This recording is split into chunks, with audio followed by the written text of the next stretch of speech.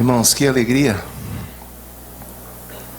prazer muito grande estar aqui com vocês. Eu vim muito bem acompanhado, vim com minha família.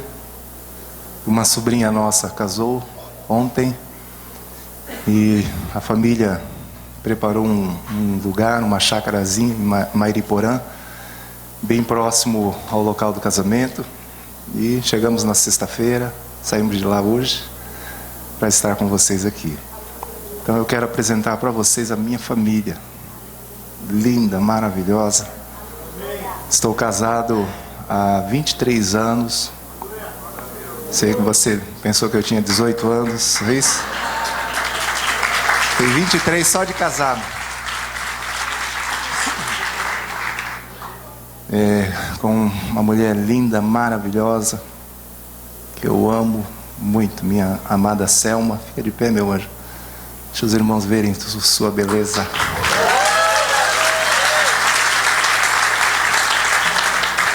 Linda, né, irmãos? Ela é linda. Essa aí foi caprichada. Vim com os meus filhos também. O Senhor nos deu 3 filhos. Meu filho primogênito, Eric. Fica de pé, meu filho querido, que é o meu baterista. Minha querida Bianca. Olha que morena, irmãos. Linda também, não é? Morena, linda.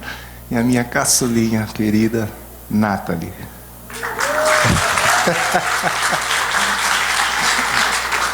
Eric tem 21, Bianca tem 19 e a Nathalie tem 10. Eu tenho 18 e a Selma tem 20. Mas que bom estar aqui com vocês. Estamos muito felizes.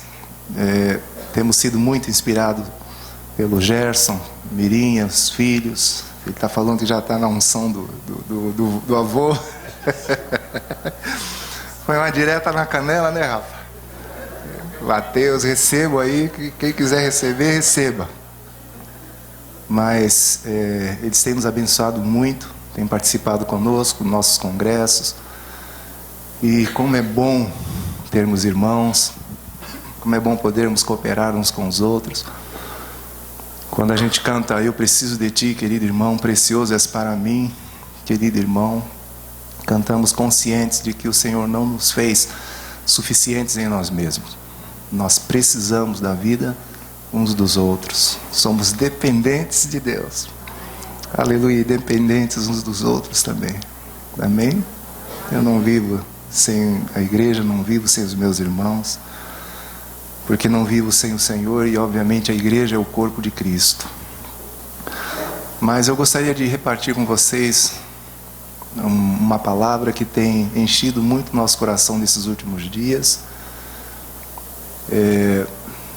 3 textos têm servido como base. O primeiro deles, 1 Coríntios 3, versos 10, verso 11, onde Paulo deixa bem claro que, segundo a graça que lhe foi concedida, ele lançou o fundamento como um prudente construtor. O outro edifica sobre ele. Porque ninguém pode lançar ou pôr outro fundamento além do qual foi posto, e esse fundamento é Jesus Cristo. É sobre Jesus, sobre o Filho de Deus, que eu e você, que nós estamos sendo edificados ou construídos. Amém? Quem está sobre a rocha que é Cristo aqui, diga amém. Amém. Aleluia. Fundamento insubstituível. Outra passagem que tem falado fortemente também no nosso coração, Colossenses 3, o verso 16, quando Paulo diz que a palavra de Cristo, uma palavra específica que aponta para Cristo, deve habitar ricamente em nós, abundantemente em nós, para que possamos de fato nos aconselhar mutuamente, nos edificar mutuamente em toda sabedoria.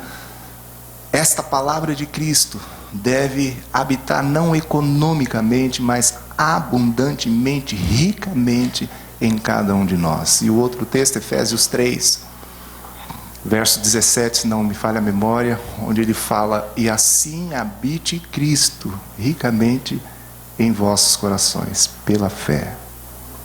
Então, tanto a palavra de Cristo quanto a pessoa do Senhor Jesus habitando ricamente em nós. Costumo brincar com os irmãos, uma brincadeira séria, que quando isso acontecer, acabaram-se as nossas crises, não teremos mais problema nenhum. Cristo habitando no nosso coração pela fé, a palavra de Cristo habitando ricamente em nós e todos nós sendo construídos sobre Jesus. Acabaram-se os nossos problemas, as nossas crises e as nossas dificuldades, porque verdadeiramente Cristo em nós é a esperança da glória. Amém, meus amados irmãos? É o que eu preciso, é o que você precisa. Com toda certeza, o que eu vou falar nessa noite já é de conhecimento dos meus irmãos. Mas eu não tenho conseguido parar de falar sobre isso. Tenho pensado que esses últimos dias, não digo esses últimos dias no que diz respeito a calendário, mas ao calendário de Deus, precisamos analisar segundo o tempo de Deus. Eu creio que o Senhor Jesus se aproxima, o seu dia se aproxima com muita rapidez. E nós precisamos voltar os olhos para o Senhor Jesus, precisamos olhar firmemente para Ele. Temos meditado, temos reconsiderado, estudado novamente o que as Escrituras falam sobre Jesus. Eu preciso conhecer mais a Cristo. Em João 17, verso 4, Jesus deixa claro que a vida eterna é conhecer, João 17, 3, conhecer o único Deus verdadeiro e aquele que foi enviado, o próprio Jesus. E esse conhecimento, essa palavra conhecer, fala de uma experiência, fala de uma proximidade, fala de intimidade com a pessoa do Senhor Jesus. As Escrituras nos revelam algumas verdades sobre Jesus e eu quero lembrar, junto com os meus irmãos nessa noite, sobre o que as Escrituras falam sobre Jesus. Em primeiro lugar, as Escrituras afirmam que Jesus sempre existiu. Você pode dizer para quem está do seu lado, diga: Jesus é eterno. No Evangelho de João, capítulo 1, verso 1, as Escrituras afirmam que no princípio era o Verbo, e o Verbo estava com Deus, e o Verbo era Deus. Ele estava no princípio com Deus. Todas as coisas foram feitas por intermédio dele, e sem ele absolutamente nada do que foi feito se fez. Ele estava no princípio e por meio dele todas as coisas foram criadas, como Paulo fala em Colossenses 1, nos céus e sobre a terra, as visíveis, as invisíveis, quer sejam tronos, dominações, principados e potestades, tudo foi criado por Ele e para Ele. E Ele é antes de todas as coisas e nele tudo subsiste. Aleluia! Jesus é o Verbo que estava com Deus, que era Deus, por meio do qual todas as coisas foram criadas. O universo foi criado por Ele. Ele é a palavra, o Verbo, a palavra de comando que saiu da boca de Deus, que trouxe à existência todo o universo. Todas as coisas foram feitas por intermédio dele. Quem crê nisso, diga amém. Aleluia, isso é maravilhoso, isso é grandioso, isso nos ajuda muito, porque a vida do Senhor Jesus não começou em Belém da Judeia, esses 2000 e poucos anos atrás. Ele sempre existiu.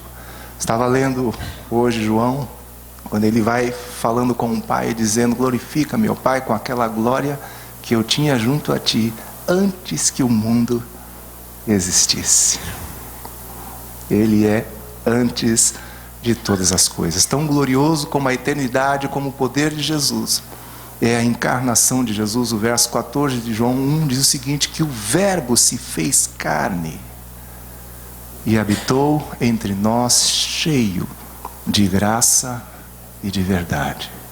E vimos a sua glória, glória como do unigênito do Pai, Isso é maravilhoso, isso é incrível, porque esse verbo por meio do qual todas as coisas foram criadas, assumiu a forma humana. Jesus se tornou homem. Você pode dizer isso para quem está do seu lado? Jesus se tornou homem. Em Filipenses 2, Paulo diz o seguinte: olha, tende em vós, a partir do verso 5, o mesmo sentimento, a mesma forma de pensar, ou a mesma atitude que houve em Cristo Jesus, pois ele, sendo Deus, não julgou como usurpação ser igual a Deus, antes a si mesmo se esvaziou, assumindo a forma de servo, tornando-se em semelhança de homem. Eu declaro, eu confesso, eu creio que Jesus veio em carne. Amém, meus amados irmãos? Com certeza todos vocês também, porque o espírito que não confessa que Jesus veio em carne não é de Deus, não procede de Deus. Ele se limitou nesta condição em que eu e você nos encontramos. Você vai lendo as Escrituras e você vai vendo que ele teve sede, teve fome. João 4 diz que ele, cansado do caminho, ele teve de dormir. Se limitou. O Criador do universo se limitou como uma de suas criaturas. Se tornou um homem como eu e você, e eu creio que 100% homem. Mas é interessante, outra verdade, que nesta condição em que Jesus se encontrava, 1 Pedro 2, verso 22, diz que ele não cometeu pecado, nem dolo algum se achou em sua boca. O escritor de Hebreus ainda diz que ele, assim como nós, foi tentado em todas as coisas à nossa semelhança. Quem é tentado aqui, diga amém. Amém. Quem não disse amém, está mentindo. Eu sou tentado. Você é tentado? Todos nós somos. O que muda talvez seja o tipo da tentação. Jesus foi tentado. E foi tentado em todas as coisas, a nossa semelhança. Mas ele nunca pecou. Ele nunca falhou. Ele nunca tropeçou. Nenhum deslize, nenhum equívoco. Na sua boca não se achou dolo, engano algum. Viveu irrepreensivelmente, em plena, em total santidade, mesmo sujeito às pressões que nós estamos sujeitos nesse mundo, cercado continuamente de tudo quanto é tipo de gente, circunstâncias, situações, Satanás, os demônios cercando ao Senhor. Mas ele se encheu do Espírito Santo e decidiu voluntariamente, espontaneamente, fazer somente aquilo que agradava ao Pai. Fazer a vontade do Pai. E assim viveu irrepreensivelmente. Meditando sobre essas coisas, é importante nós organizarmos todo esse assunto, porque se as Escrituras afirmam, Filipenses 2, que ele se esvaziou, sendo Deus, não julgou como usurpação o ser igual a Deus, antes a si mesmo se esvaziou e se humilhou, assumindo a forma de servo, tornando-se em semelhança de homem. Não era um Deus disfarçado, mas um homem cheio de Deus, cheio do Espírito Santo e em plena e total santidade. Você crê na santidade de Jesus? Ainda nessa condição humana, ele realizou uma tremenda, uma grandiosa, uma incrível obra. Em Atos dos Apóstolos, capítulo 10, verso 38, diz como Deus ungiu a Jesus de Nazaré com o Espírito Santo e poder, o qual andou por toda parte fazendo bem e curando a todos os oprimidos do diabo, porque Deus era com ele. Muitos milagres, prodígios, sinais, maravilhas, feitos nunca antes vistos, foram realizados, foram operados por Jesus. Jesus abriu os olhos aos cegos. Jesus curou aleijados, coxos, enfermos. Jesus restaurou completamente a saúde dos doentes. Jesus expelia, expulsava os demônios. Jesus ressuscitou os mortos. Nessa leitura que fazemos anualmente, passamos pelo Evangelho de João, no capítulo 11, onde a ressurreição de Lázaro enche os nossos olhos e enche o nosso coração de alegria. Jesus ressuscitou um morto de 4 dias, com sabedoria, com graça, na unção do Espírito Santo. Jesus ensinava e pregava o Evangelho do Reino. As multidões, ao ouvirem Jesus, ficavam como que dominadas por Ele. Coisas maravilhosas, coisas incríveis foram realizadas, foram operadas por Jesus. Eu creio nisso, você crê na obra do Senhor Jesus? Aleluia. Deus de fato estava em Cristo, manifestando o seu poder, sua graça, de forma incrível, de forma maravilhosa. Outra verdade, radicalizando essa obra tremenda que Jesus realizou. Ele morreu pelos meus pecados, morreu pelos teus pecados. No início do encontro, o Gerson falou, ou estava orando sobre isso. Isso me mexe muito com o meu coração. Aquele que continuamente perdoa os nossos pecados. A terceira verdade afirma que ele não cometeu pecado.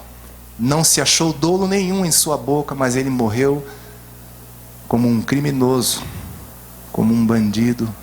Foi sentenciado à mais cruel, humilhante morte. Jesus tomou a cruz em nosso lugar.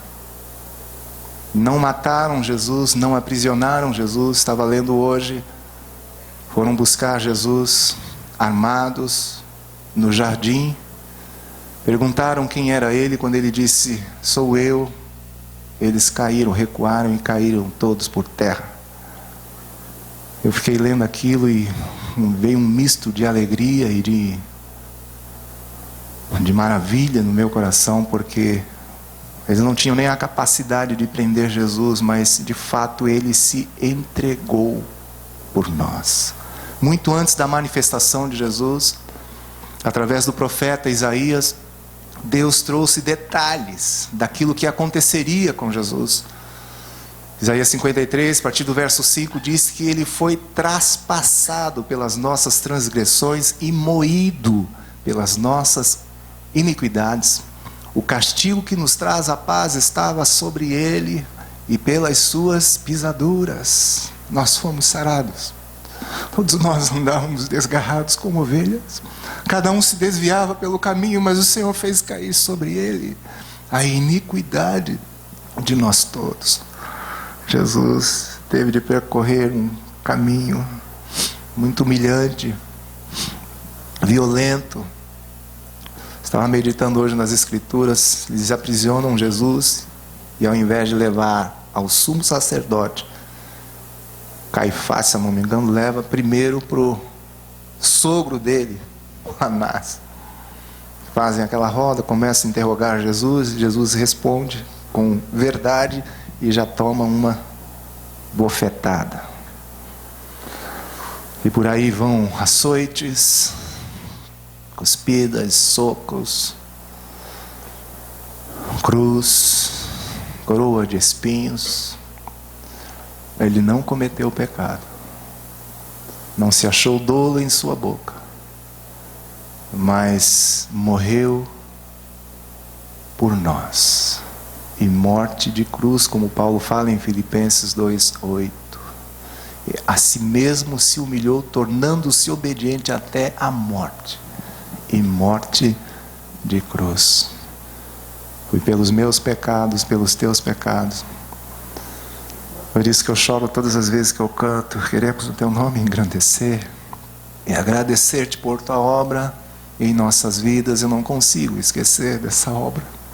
Eu não consigo viver um só dia sem me lembrar, me recordar de que alguém morreu por mim, se entregou por mim, e essa pessoa é Jesus Cristo, o Filho de Deus, o Cordeiro de Deus, que tirou o pecado do mundo, tirou o pecado da minha vida, tirou o pecado da sua vida. Pergunta para a pessoa que está do seu lado: O Senhor tirou ou não tirou o pecado da sua vida?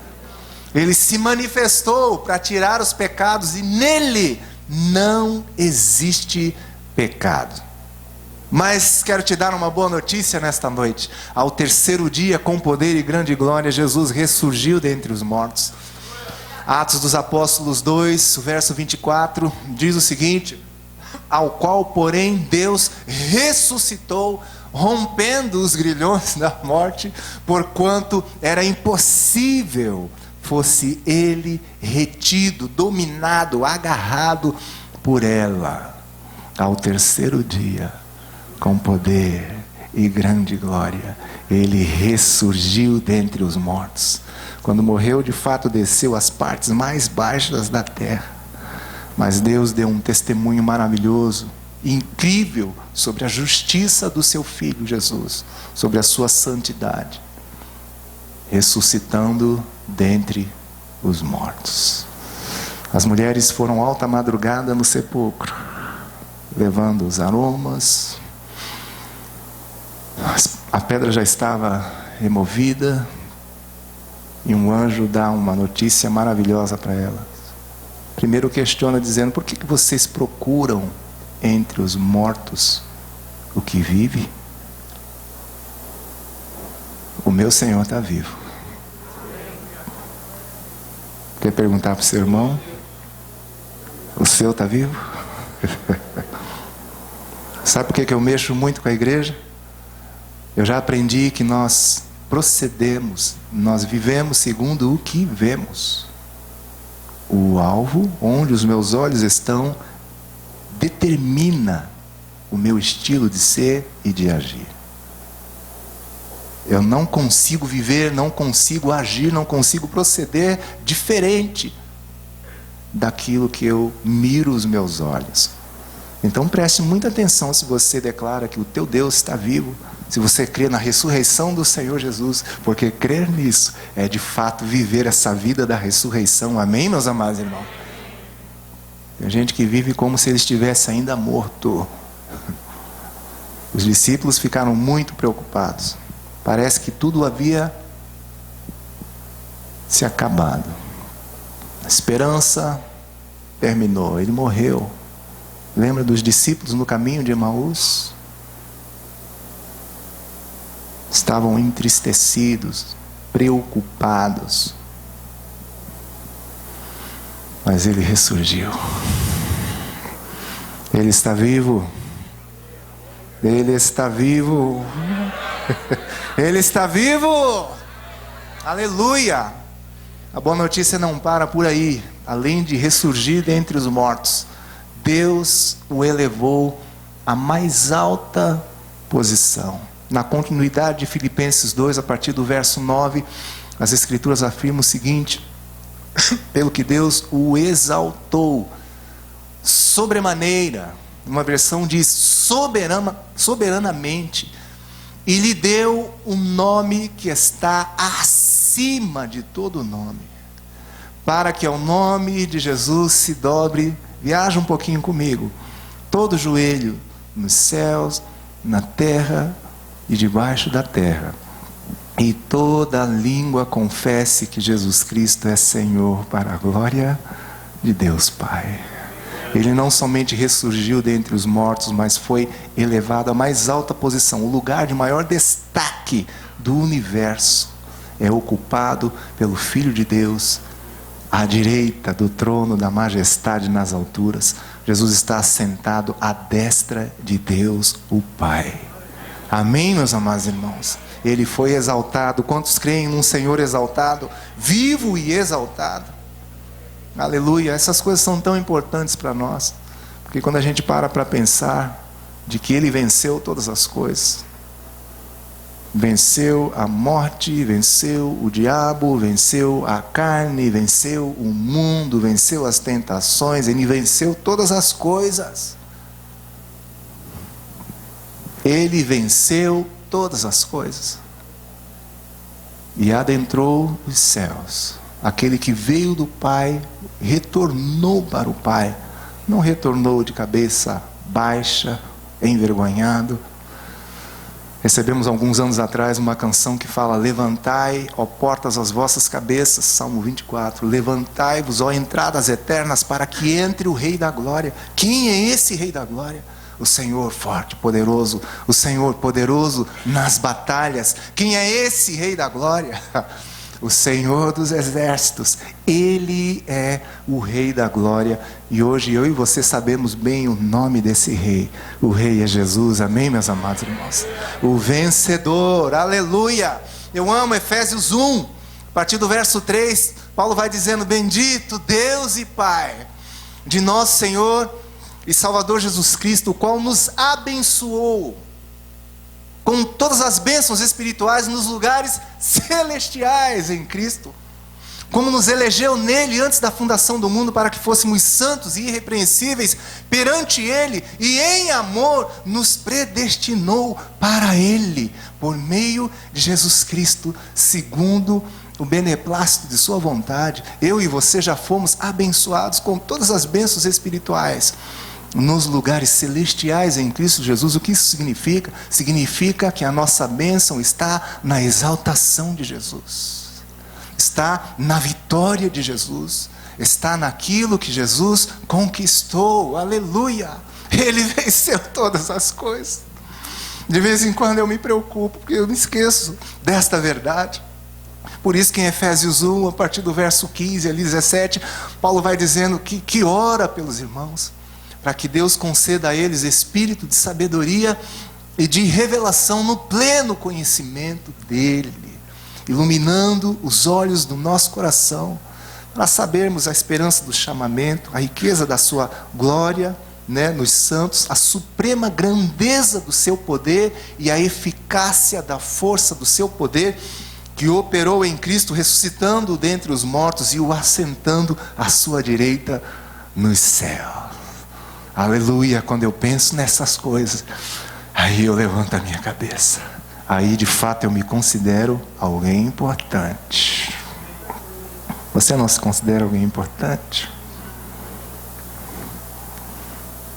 Na exaltação de Jesus, todo aquele que crê nele, de fato passa a ser muito importante. Vira para o seu irmão e diga: você não é pouca coisa, não. Diga para o seu irmão: você não é fraco não, hein? Você não é fraco, hein? Deixa eu ver quem tem cara de reis sacerdotes aqui. Aleluia. Para o nosso Deus, Ele nos fez reino de sacerdotes. Cadê o seu sorriso? Hein? Cadê sua cara de alegria? Mostre esse sorriso confiante para o seu irmão. Diga: eu não sou pouca coisa mesmo não, que eu já fui abençoado em Cristo Jesus, aquele que está assentado à destra de Deus o Pai. Nossa bênção está na sua exaltação. Essas verdades são simples, são fundamentos da nossa vida. Estamos sendo construídos sobre Jesus, sobre toda essa verdade, essa trajetória do Senhor Jesus. E isso é muito importante, assim como falei com os meus irmãos, porque no que diz respeito a Jesus, ao que Jesus fez, só Jesus, meus amados irmãos, de fato as nossas crises caem por terra. Não dá para ter crise. Elas têm de sair. Porque hoje eu e você temos um sumo sacerdote que adentrou os céus, que se assentou à direita de Deus e vive para interceder por mim e por você. Nesse dado momento ele está à direita de Deus intercedendo por mim. Pai, olha aquele negão bonito ali, ó.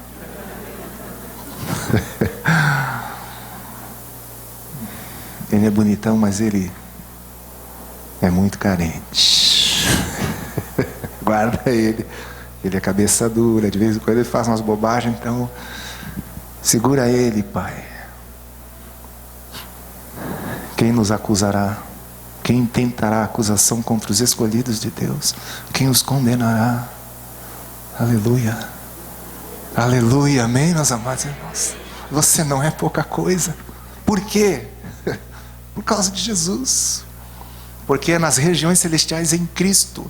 Fora de Cristo, eu e você somos miseráveis. Mas em Cristo, por meio de Cristo, através de Cristo, exclusivamente no Senhor Jesus, nós somos abençoados. Aleluia. A última coisa que quero falar sobre Jesus, esse verbo por meio do qual todas as coisas foram criadas, que se tornou homem, que viveu vida santa, que realizou tremenda obra, que morreu pelos nossos pecados, ressuscitou dentre os mortos, que foi exaltado à mais alta posição. Ele voltará.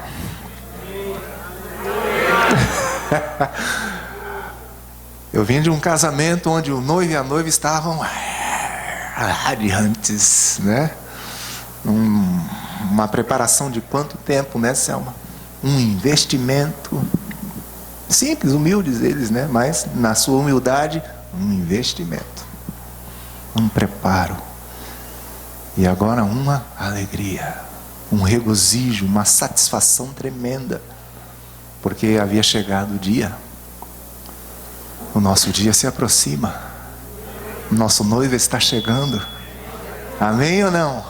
Quem está aguardando a vinda do Senhor Jesus, diga amém. No Evangelho de Mateus capítulo 24, verso 30, Jesus diz o seguinte: então aparecerá no céu o sinal do Filho do Homem. Todos os povos da terra se lamentarão e verão o Filho do Homem vindo sobre as nuvens do céu com poder e muita glória. O verso 31 diz que ele enviará os seus anjos com um grande clangor de trombeta, os quais reunirão os seus escolhidos dos quatro ventos, de uma a outra extremidade do céu. Aleluia, amém ou não? Tenho meditado nesses últimos dias, que esse dia da vinda do Senhor Jesus, assim como os profetas falaram, muito tempo antes da manifestação do Senhor Jesus, de fato será o grande e terrível dia do Senhor. Não vai ser um dia insignificante, mas um dia na história da humanidade. Vai ser o dia mais incrível, onde se desenrolará, não sei se eu posso usar esse termo, o maior espetáculo de toda a história da humanidade. Um verdadeiro evento incrível, incrivelmente assustador, que acontecerá nos céus. Apocalipse 1:7 diz que todo olho o verá. Aleluia, aleluia, todo olho verá. Todas as tribos da terra se lamentarão sobre ele. Na raiz dessa palavra de lamentar, inclusive de Mateus 24, 30, o significado é golpear, né? Bater com força. É um lamento que se faz por um morto. Comentava com vocês que perdi meu pai em 2005. Nós fizemos uma viagem de carro muito radical de São Vicente para Recife. Eu ia ministrar lá com os irmãos, ministramos e depois saímos para alguns dias de férias com a família. Estávamos nossa família e mais essa sobrinha que casou agora esse final de semana. Minha Nathalie era bem bebezinha ainda, né, Selma? Tinha bem novinha. E antes de viajarmos, eu visitei meu pai, em dezembro. Saímos na viagem em janeiro. E quando saímos de Recife, estávamos em Maceió. Chegamos em Maceió, né? Recebo o telefonema de um irmão, de um discípulo lá de São Vicente, que foi assim, eu não sei se foi sem emoção ou com emoção. Eu senti a emoção, mas o jeito que ele me passou foi assim, bem direto. Dani, oi César, tudo bem? Sabe o que é? Estou ligando para avisar que o pai partiu.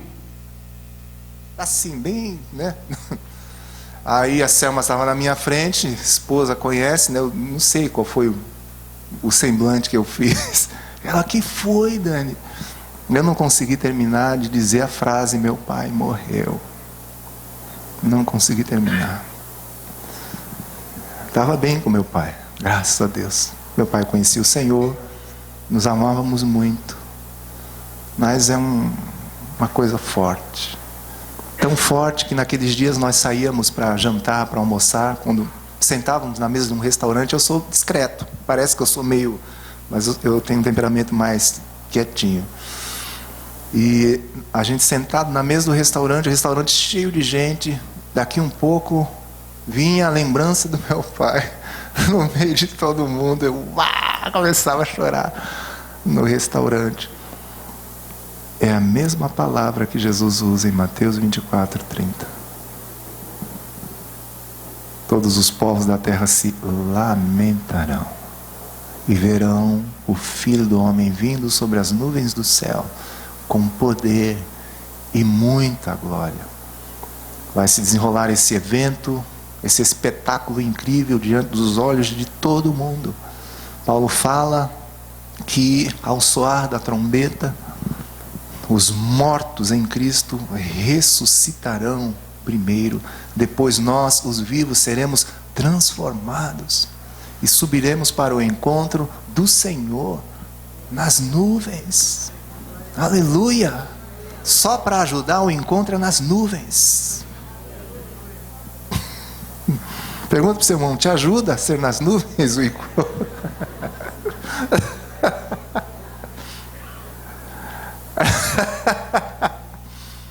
Só para ajudar. Esse dia se aproxima. Mais importante do que a realidade do dia é vigiarmos, né, irmãos? Acho que é o verso 41, verso 42 de Mateus 24. Jesus diz que ninguém sabe o dia e nem a hora. Só para ajudar também. Por isso temos de vigiar. O significado de vigiar é estar pronto, preparado, de pé. Não é um bom negócio adiar a preparação. Não é um bom negócio ser negligente. Não vai dar tempo de se preparar de última hora. Deus nos ama muito e enviou a nós o Espírito Santo, que aquece os nossos corações. Jesus disse que quando o Consolador viesse, o Consolador o glorificaria, nos faria lembrar daquilo que ele havia recebido do próprio Jesus. Então o Espírito Santo vai mantendo os nossos corações aquecidos, vigilantes, preparados, já vivendo esse clima deste encontro. Por isso os apóstolos usavam termos muito interessantes. E engraçado que os verbos que eles utilizavam no que diz respeito à vinda de Jesus estavam num tempo interessante, que é um presente contínuo, né? Esperando, apressando, aguardando. Não é esperei e nem esperarei. É esperando.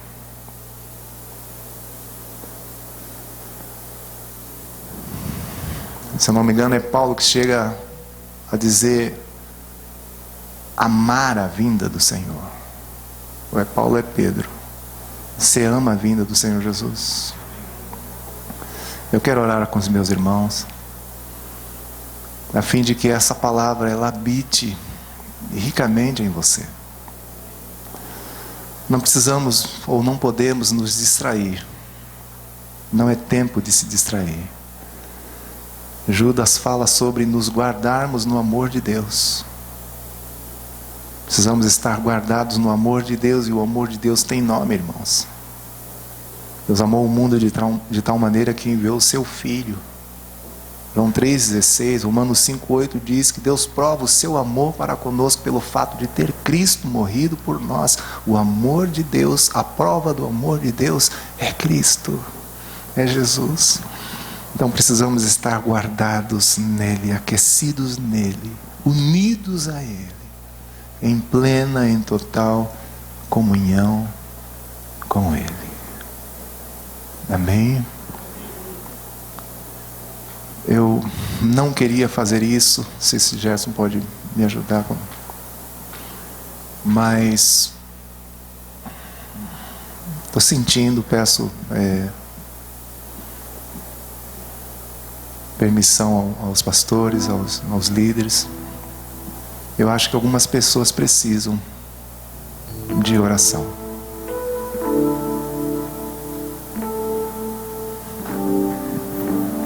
Sabe, irmãos, a igreja, ela tem uma função muito importante. A igreja é a casa da misericórdia mesmo. Não aquela Betesda lá onde era cada um por si. Quem se jogava primeiro no tanque era curado, era sarado. E eu fico imaginando o que era aquilo ali. Jazia uma multidão de coxo, de enfermo, né, paralítico. Mas só que era cada um por si. Porque o anjo agitava as águas e o primeiro que se jogava era curado de qualquer enfermidade. Hoje nós vivemos um tempo de Cristo. O mesmo Cristo que entrou naquele lugar e foi aquele homem que estava há 38 anos necessitado, sem esperança, sem expectativa alguma. Não tinha ninguém que o colocasse nas águas. O Senhor te trouxe aqui nesta noite para renovar você. Você que anda distraído. E o Senhor me mostra que não é com pecado. Não são coisas erradas. Às vezes nós estamos distraídos com coisas lícitas. Coisas que não são propriamente pecado. Mas que desviam o nosso foco, os nossos olhos do Senhor. Isso é perigoso. Hebreus 12 fala sobre olharmos firmemente para o autor e consumador da nossa fé. Lucas 18:8, Jesus diz que quando o Filho do Homem vier, achará porventura fé na terra. Meus amados irmãos, nós precisamos olhar para Jesus. Eu quero convidar aqui à frente aqueles que precisam de um renovo, precisam de uma força, precisam de um toque do Senhor. Aqueles que estão ouvindo a voz do Senhor, nem todo mundo ouve. A minha oração nesses últimos dias está no seguinte termo: Senhor, dá-me ouvidos para ouvir o que teu Espírito diz. Quero ouvir a tua voz. Você quer oração? Sai do seu lugar. Pode se levantar, pode vir aqui. Quero orar por você.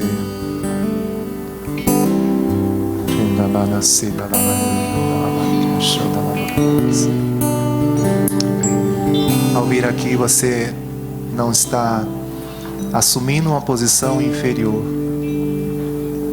Nós somos uma família. Eu já estou aqui porque eu também preciso de oração. Preciso de cobertura, preciso de amparo, preciso de força, preciso de ânimo, preciso de encorajamento. Todos nós precisamos. Não sei se vocês podem se abraçar, vocês que estão aqui à frente.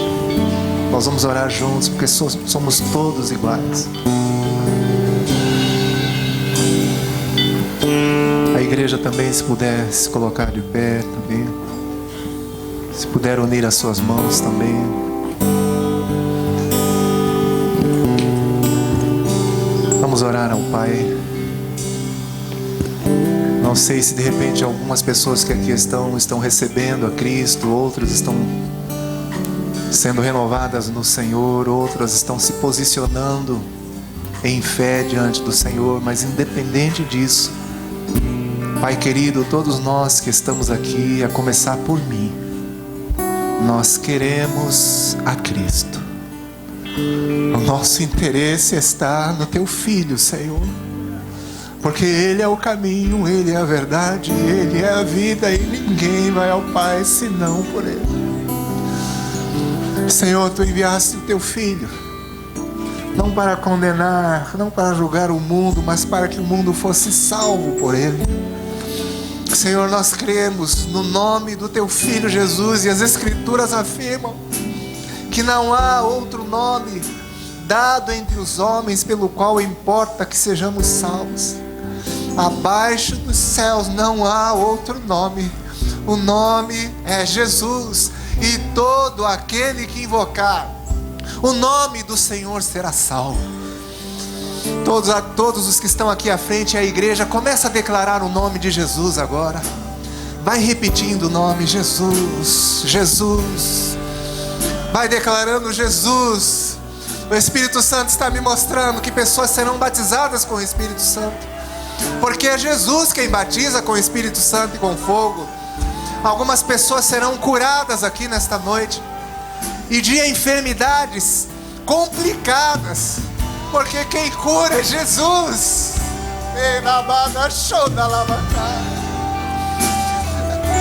É só Jesus quem cura. É em nome de Jesus.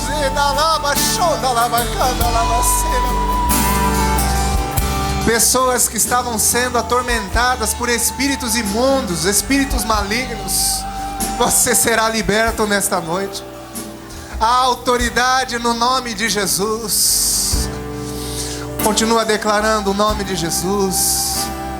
Não cesse de dizer: Jesus, Jesus, Jesus, Jesus, Jesus. Senhor, que da tua plenitude todos nós recebamos esta graça sobre graça, que recebamos desta tua plenitude nesta noite, que haja um renovo da tua parte sobre cada um dos meus irmãos, sobre mim e sobre os meus irmãos. Nós estamos todos unidos em torno do teu nome, nós estamos com os nossos olhos voltados para ti. Senhor, o nome que sai da nossa boca é o teu. Nós declaramos Jesus. Senhor, nós te queremos, queremos te conhecer, queremos te amar sobre todas as coisas, queremos te contemplar. Aleluia, pela fé queremos olhar para ti, Jesus. Queremos olhar firmemente para ti. Senhor, nós recebemos profeticamente nesta noite colírio, aleluia, aleluia, para vermos o Filho de Deus, para contemplarmos pela fé no Filho de Deus, que está exaltado à destra de Deus o Pai. Recebemos um coração para te amar, um coração para desejar tua vinda. Recebemos, Senhor, um coração vigilante nesta noite, aleluia, para não sermos pegos desapercebidos.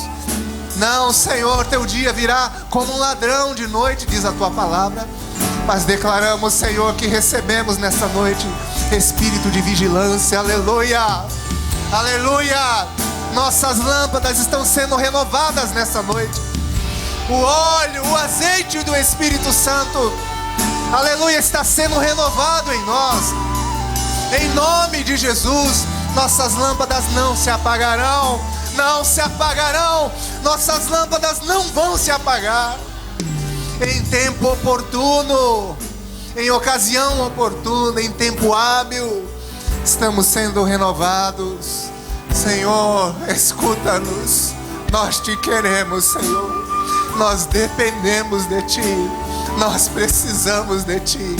E tomamos uma posição diante do Senhor nessa noite, aleluia, de nos entregarmos a teu Espírito, para que Ele possa nos conduzir, preparar e conduzir o nosso caminho para o encontro do Senhor. Obrigado por esta igreja, Senhor. Obrigado por esta família, Senhor. Como é bom sermos família. Aleluia, que esta unção, Senhor, de comunhão, de graça, Senhor, se intensifique cada vez mais.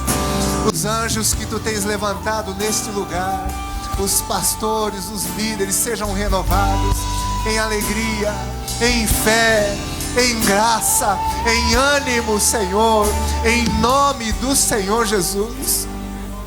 O Senhor está dizendo para os pastores aqui nesta noite: eu renovo as tuas mãos, fortaleço tuas mãos, fortaleço os teus pés, para que tu não te canses, diz o Senhor, para que tu não desistas, para que tu não olhes para trás. Te dou um coração decidido, diz o Senhor, para avançar, para cooperar, para realizar aquilo que eu tenho confiado a Ti. Abre bem os Teus ouvidos, diz o Senhor. Eu Te amo, eu Te escolhi, eu Te levantei, eu Te amparo, eu Te consolo. Quando choras, quando sentes a carga, eis que eu estou presente para renovar as tuas forças, para fortalecer o teu coração, para te dizer: eu estou contigo, diz o Senhor. Não desanime, não desanime, a tua obra terá grande recompensa, diz o Senhor. Não desanime, pois eu frutificarei através da tua vida. Não desanime, diz o Senhor. Aleluia. Você pode abraçar teu irmão e você pode liberar uma palavra boa e preciosa sobre a vida do teu irmão. Diga: o Senhor te ama, o Senhor está contigo, o Senhor está conosco. Jesus, Jesus, Ele é o Rei, Ele é o Rei, Ele é o Rei da glória. Levante as suas mãos e declare o seu nome, Jesus.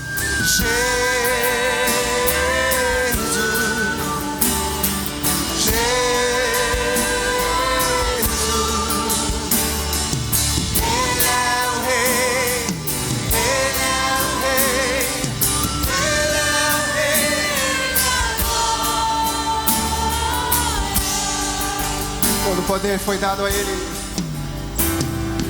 Todo o poder te foi dado nos céus e na terra.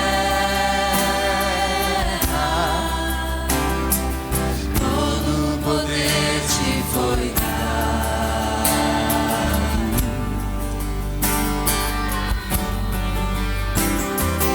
Deus, o Pai, te exaltou sobre todas as coisas. Deus, o Pai, te exaltou.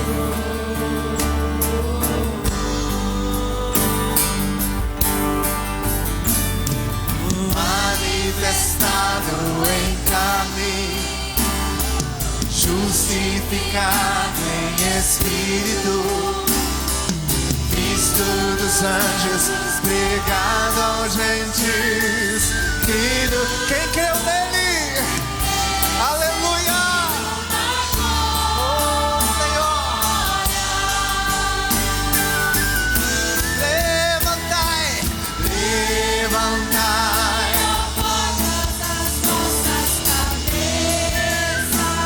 Levantai-vos, levantai-vos, ó entradas